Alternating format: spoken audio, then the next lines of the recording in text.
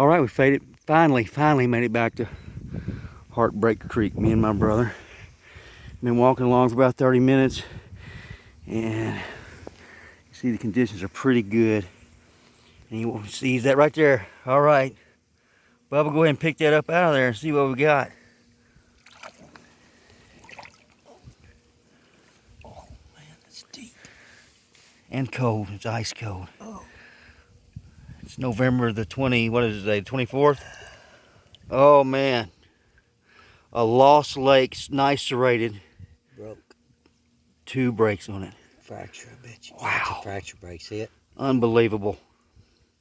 Look at those serrations on there. Hope y'all can see that. Kind of turn it back and forth in your hand. There you go. Nice. All right, hopefully that's just the first one of the day. We're gonna keep going. We got a long way to go. We'll get back with you if we find it. Okay, so I should have just pushed pause on the last one because it hasn't been 30 seconds later. There's where we were when I found the little bird point. Now my brother just walked up on this smoker. All right, pull that up, Bubba. Oh my goodness. Oh man. Boy, Bart, that is beautiful. Nice. Paper thin. Paper thin. Look how thin Perfect. these dudes are. Perfect. What do you think? Is that a big sandy or is that another K's? No, it's not no sandy. It looks like What do you think? a K's point. K's? Yeah, sure does. All right. Look at that, folks. Let me get a picture of that. All right. Hopefully we'll be right back. That's one of the finest McCorkles, if not the finest I've ever seen in my life. Go ahead and pick that up, Scooter. Oh, boy, it's nice. Wow, oh, my gosh. Look at Bart. that needle tip, serrated. Oh, my goodness gracious. What a beautiful point. Beautiful. And I think that's the widest McCorkle I've ever seen as well. Oh, my goodness.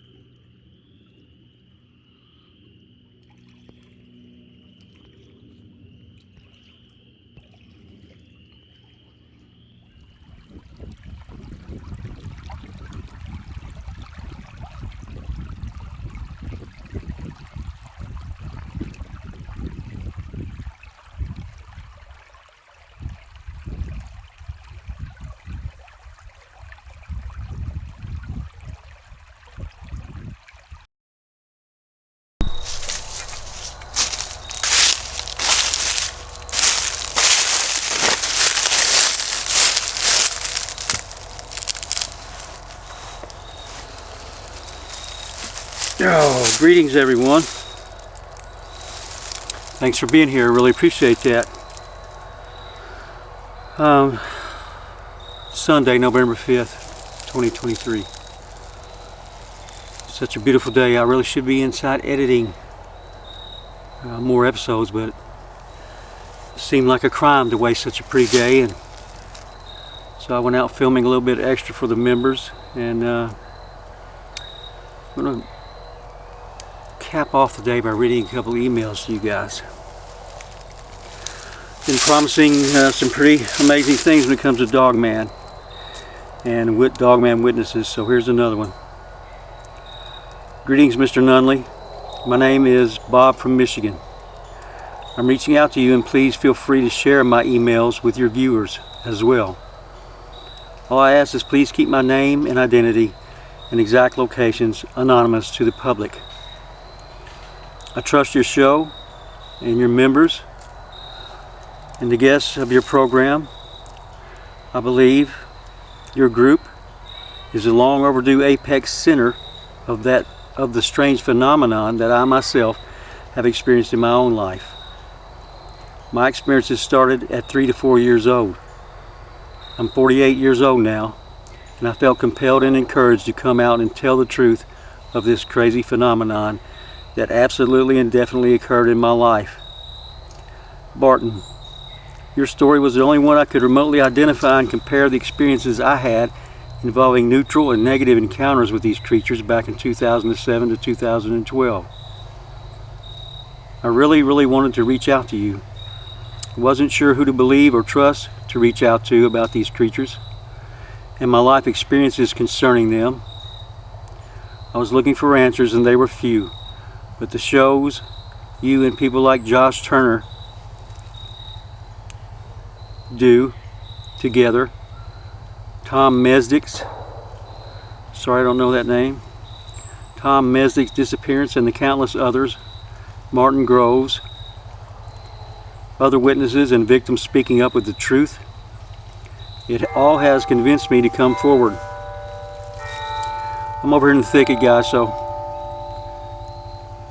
excuse all the noises you're going to hear. Just can't get around it right now. It has convinced me to come forward as well as to shed my light on the topic of this paranormal spectrum of phenomena. What I'm going to unload out of my closet is the most guarded secret of my life. I'm a truth seeker. It is the 100% truth, and it is my truth concerning these experiences, encounters, and interactions. I have zero desire for fame, financial profit. It is a gift and curse also, it seems.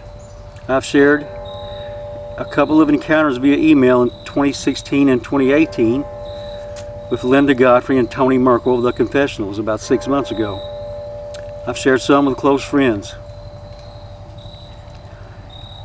It started back in 1978, 1979 with a black and gray Arctic wolf, husky looking werewolf dogman canine creature with brilliant glowing pupilless blue eyes that would belly crawl up to my window at night at times and would communicate to me, with thoughts, words, mental images, even in my dreams was when it was the most impacting.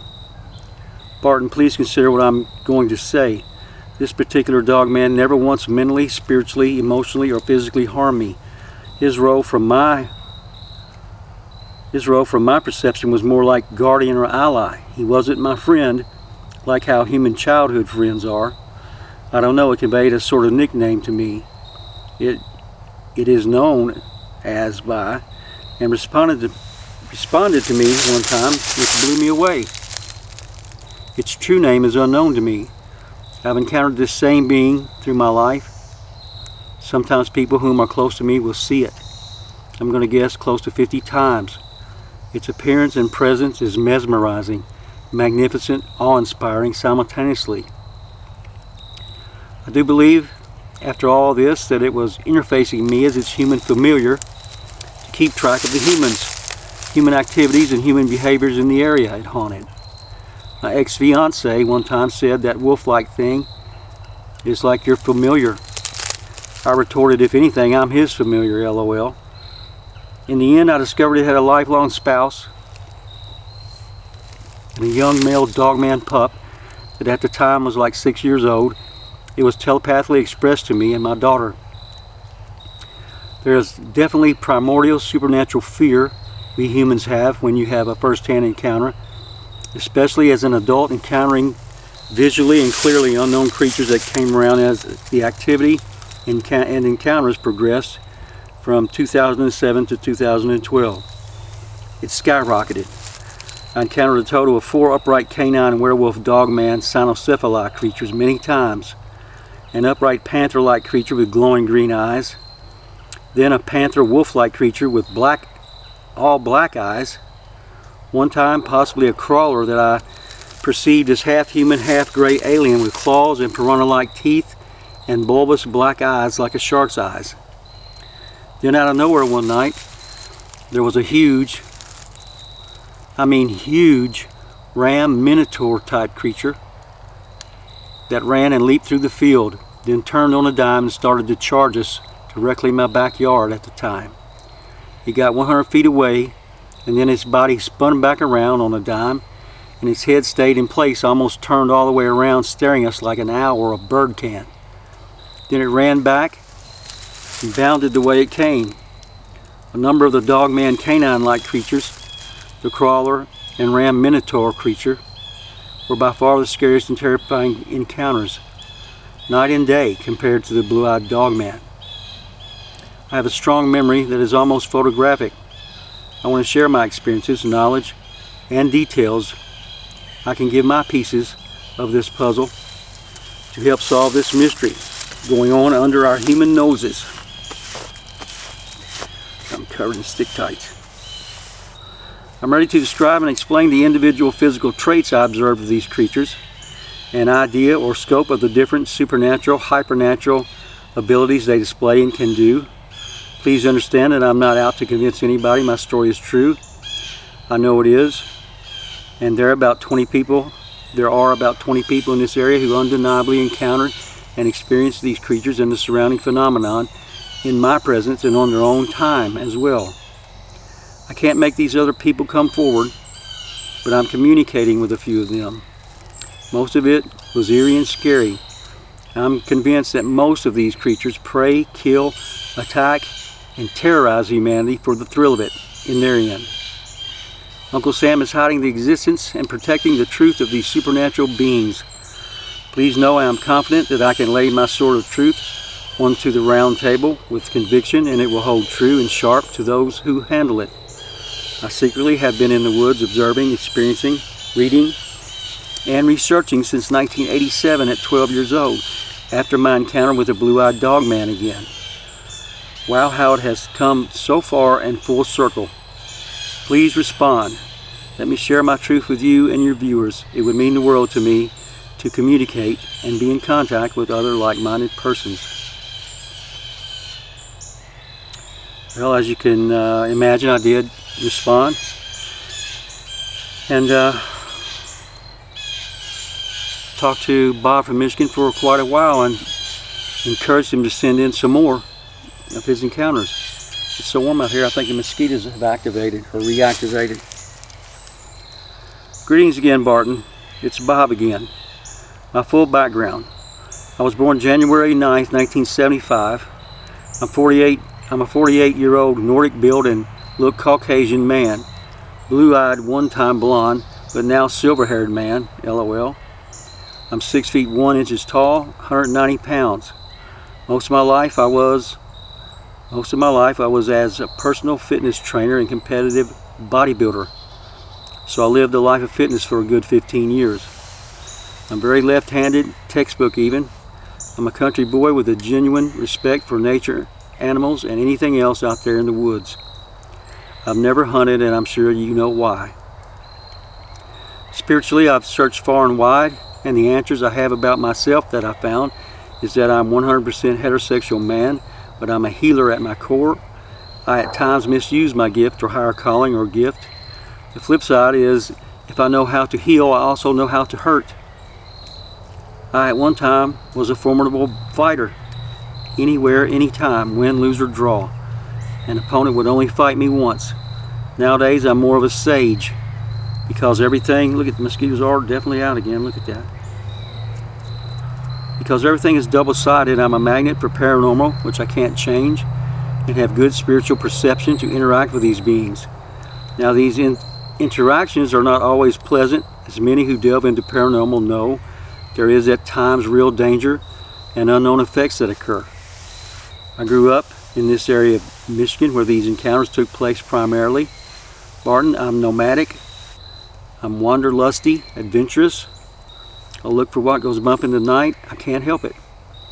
I've encountered ghosts, apparitions, shadows, good spirits, bad spirits, glowing orbs, chanting voices, growly, throaty language, an array of insane sounds, noises, drum beats, phantom lights, fires. One of these Dogman, the female one, that turned out to be the blue-eyed Dogman's mate that had the male pup Dogman.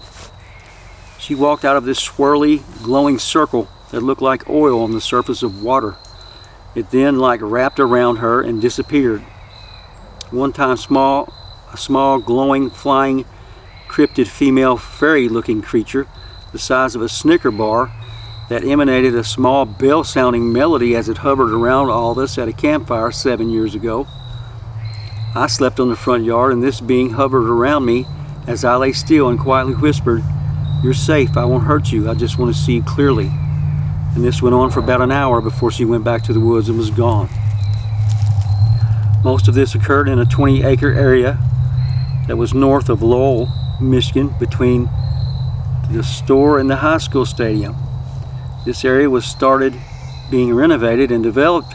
There was a perfectly square section of woods that was unrended and filled with dense overgrowth. The trees that surrounded it were always shadowy and dark. The trees were gnarly, and nobody got within 200 feet of it without having the worst feeling of dread they've ever had. Here's why. There was a giant Native American burial mound in the middle of that square grove of trees. The blue-eyed Dogman, his unknown female mate, and I'm assuming the unknown male pup, was back there. I ran up there twice in the middle of the day when I got stupid and brave, and there was a huge hole cave that went into that burial mound. There were claw marks on the trees. I knew enough not to linger long.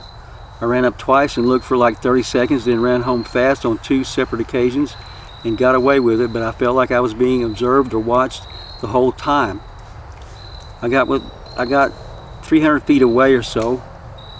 Now in 2023, this area is gone and there's nothing but houses that connect to a larger home residential development area.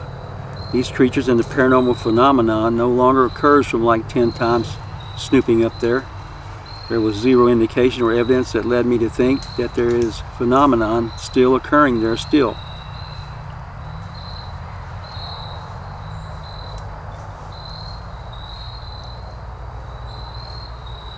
So I reached out to him again, and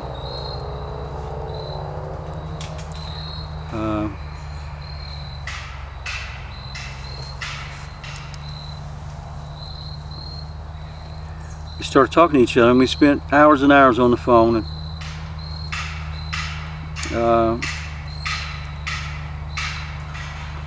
yeah, that's someone over there.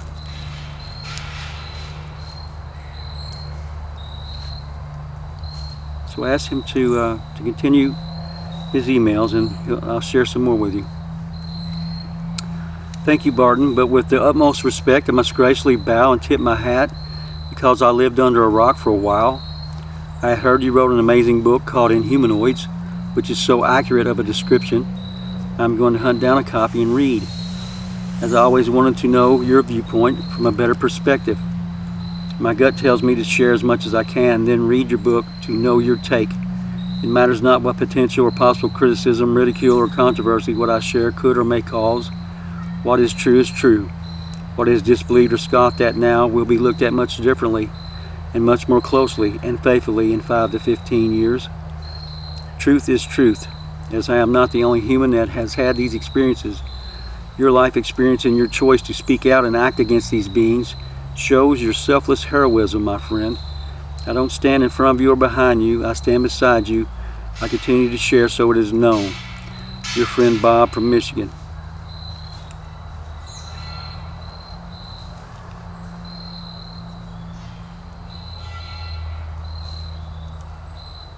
Okay, and that he sent me his address there. So I did send him a copy of my book to read, and asked him to describe in detail the blue-eyed Bigfoot that he's been seeing for so long, and this is what he wrote.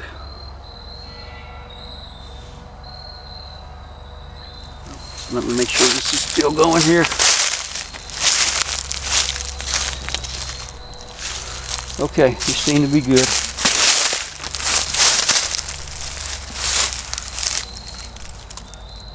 Okay, Moonclaw was his name. That was his nickname.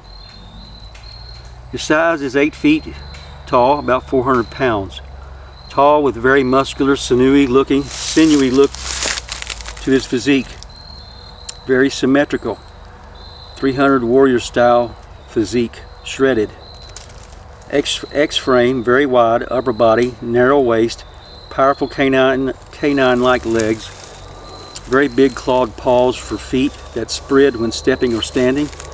There's an extra knuckle and digit on his clawed paws. His clawed hands are oversized and they have an extra knuckle and digit just like his feet. They are heavily calloused and padded. The palm of his hand is double jointed with two separate palm sections, upper and lower. Its functionality after brief observation: he can wrap his fingers around a branch completely and then partially wrap its palm around what it grasps. His nails come out the end of its fingertips and thumbs, which the base of nail connects to the end of the bone. The thumb rests between the index and middle finger. His arms are very long. His head is about a foot across and his muzzle is at least as long. There's a mild hump at the base of his neck and where the shoulders meet. He has thicker hair around the head and shoulder area like a mane. He has very white and large canines that seem kind of oversized, 3 inches long, for his mouth. The tooth just inside and outside of the main canines, the teeth I guess he meant, are smaller and pointier but resemble 3 canines on upper and lower jaws. Its eyes are the most striking. They are a glowing turquoise blue with no visible pupils. His gaze makes me feel like I'm 5 years old and my great-great-grandfather is sizing me up. Very stoic feeling he gives. His ears are very large and cropped high like a husky. They have 2 folds or membranes. He is very Neolithic and direwolf looking to me, especially as an adult. He has 4 war braids on the left side of his head that are braided dreadlocked. In the past he had a turquoise stone inside a leather armband on his left arm. He had a waist satchel made of animal skin. His fur was about 3 inches long everywhere, a black and gray, almost striped, very symmetrical looking fur pattern, black nose, mouth and claws. His presence feels like 10 people, very Native American vibe, very stoic, and you look up, it's him standing there, upright most of the time. He likes to climb and move through trees as much as the ground. I firmly believe he can calm humans to a point of drowsiness-induced sleep when he gets in proximity of humans. This is unique to his presence. No, it's not, Bob. All these humanoids can do that, it seems. This is how he gets by unnoticed when he wants to. The thought he conveyed is humans are spirit encased in flesh. He is the opposite inversion. This race are flesh encased in spirit, an evolved apex existing totem animal. He does not emit any odor ever in my experience. I believe he bathes often and grooms himself, so that humans he manifests to see that he is enlightened, or convincingly appears this way. In my opinion, he is made for wintry climate. Please know I've never had a chance to read your book, Inhumanoids. I will try as soon as possible. Here's what I feel his true form is, this wolf-like creature. I'm not preaching what you don't know. I'm attempting excuse me. I'm attempting to share my descriptions and details I feel may matter. Thanks, Bob. So Bob and I have, like I say, we spent a lot of hours on the phone, and I have to say I believe this man. And just like Mr. T from out of Missouri, Bob has graciously agreed to be a phone-in guest on one of my upcoming live streams. So you guys surely don't want to miss that. So make sure you have that notification bell. Make sure you have that notification bell ring, and so you won't miss any of the live streams or the other drops. So let's see if we can get one more in here. Hopefully.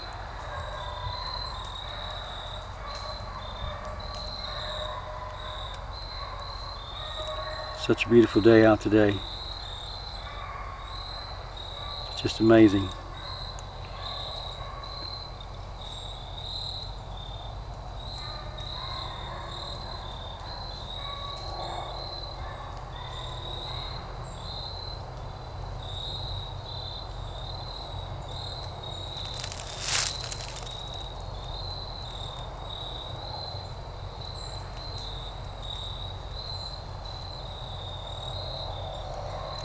wade through all these emails here.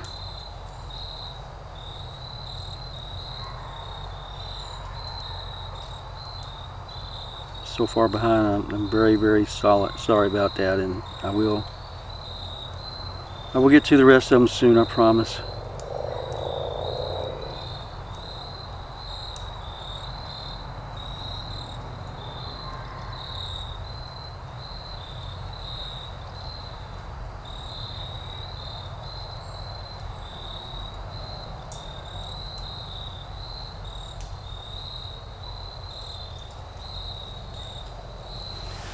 Well, anyway,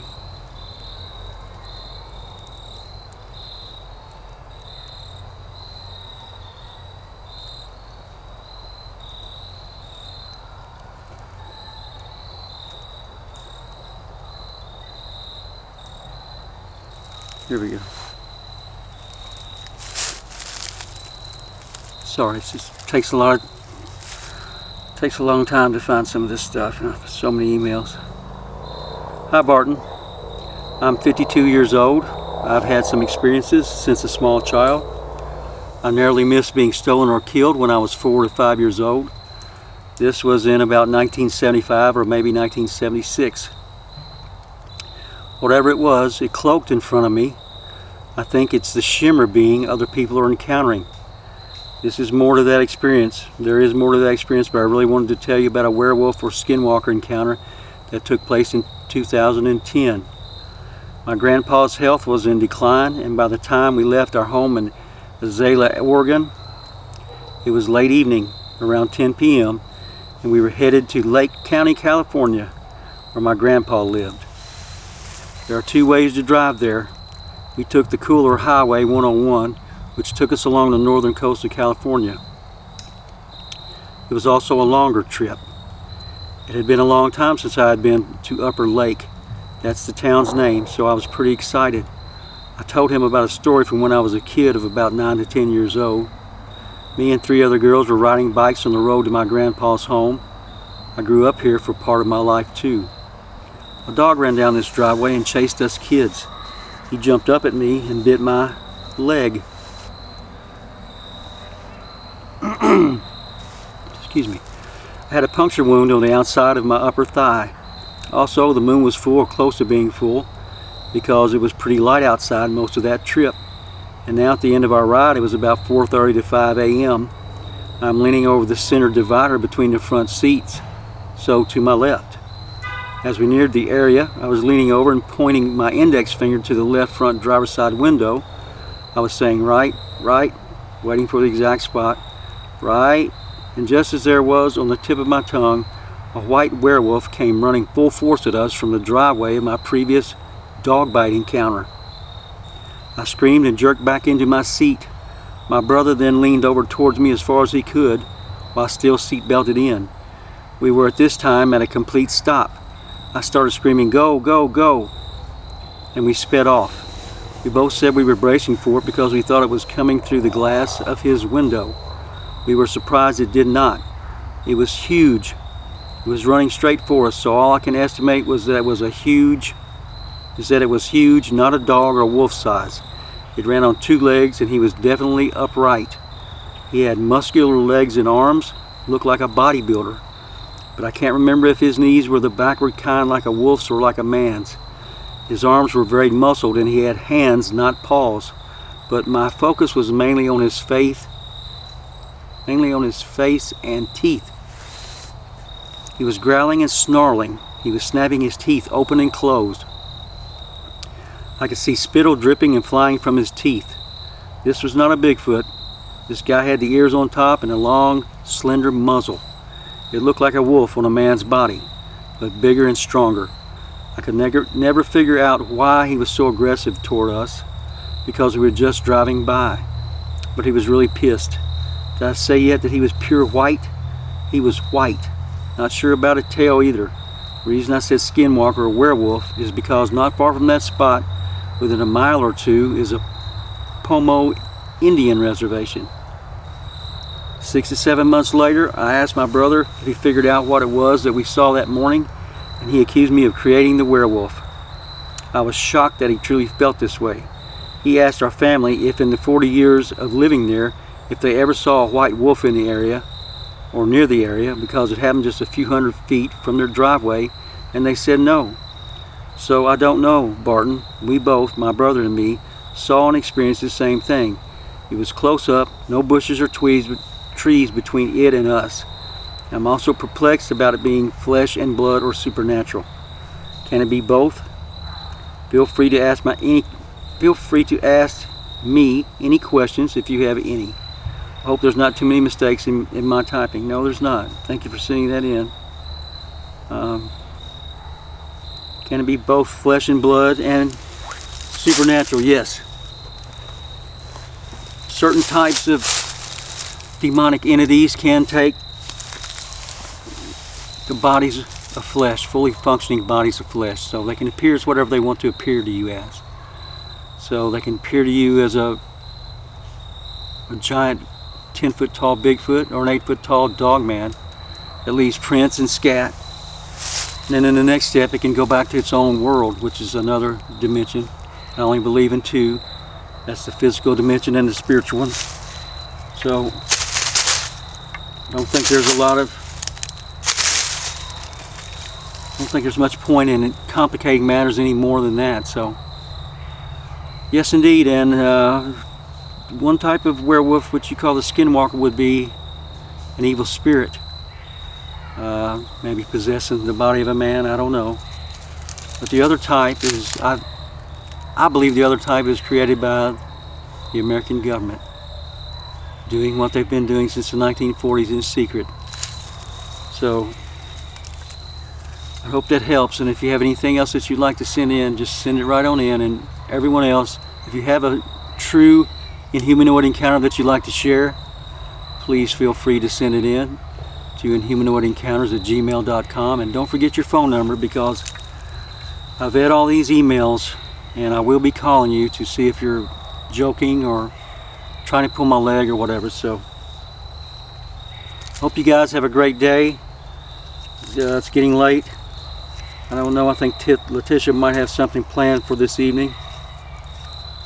But anyway, thanks for being here. Thanks for watching. Please like and comment if you liked it. And hopefully it won't be too much longer. I'll be seeing you guys again. So stay safe. God bless you. And treat everyone with a little bit of kindness. Thanks. See you next time.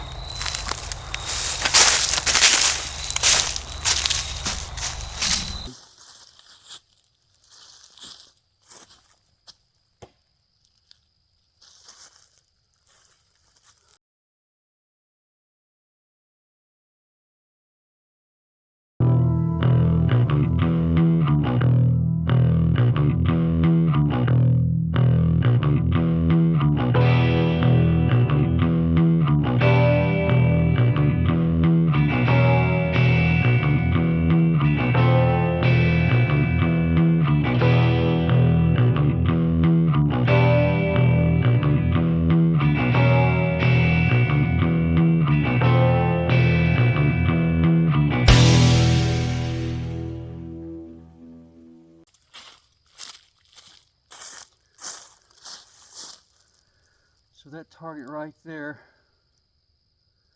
good 60 or 70 feet away. Let's see if I can hit it for you one time.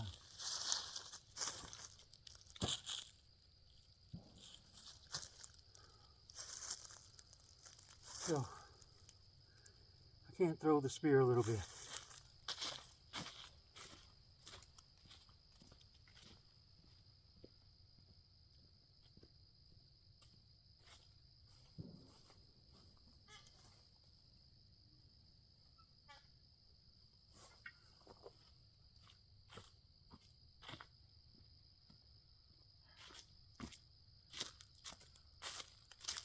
Not a perfect throw by any means, but if it was anything bigger than a raccoon, I'm pretty sure I would have hit that.